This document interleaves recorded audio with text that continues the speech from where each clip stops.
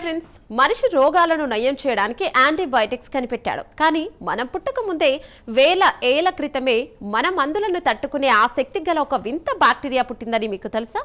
రొమేనియాలోని ఒక మంచు గుహలో 5000 ఏళ్లుగా నిద్రిస్తున్న ఒక ప్రాచీన శత్రువు ఇప్పుడు బయటపడ్డాడు.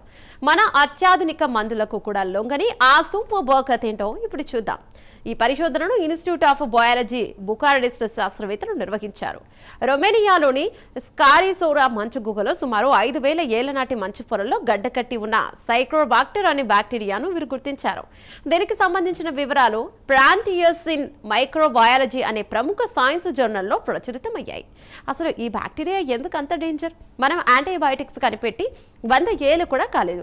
కానీ ఈ 5000 ఏళ్ల నాటి బ్యాక్టీరియా నేటి ఆధునిక వైద్యంలో వాడే దాదాపు 13 రకాల శక్తివంతమైన యాంటీబయాటిక్స్ ను సమర్థవంతంగా ఎదుర్కోగలదని శాస్త్రవేత్తలు గుర్తించారు. అంటే మనిషి మందులు కనిపెట్టక ముందే వాటిని తట్టుకునే శక్తిని ఇది ఎలా పొందిందనేది ఇప్పుడు ఒక పెద్ద మిస్టరీ.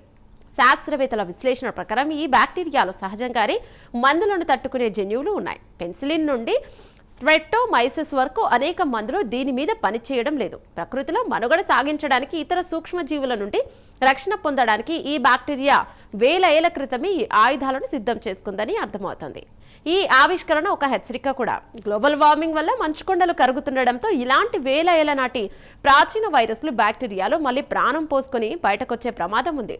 ఒకవేళ ఇవి మనుషులకు వ్యాపిస్తే ప్రస్తుతం ఉన్న మందులు పనిచేయవు. కాబట్టి ఒక భారీ మహమ్మారి వచ్చే అవకాశం ఉందని శాస్త్రవేత్తలు భయపడుతున్నారు.